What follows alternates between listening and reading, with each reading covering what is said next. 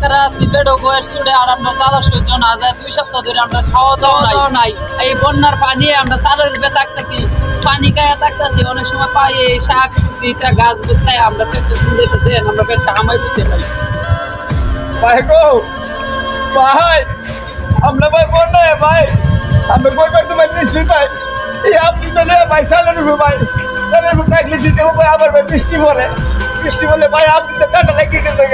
ভাই, আপনি তো গরুর টিকে থেকে ভাই,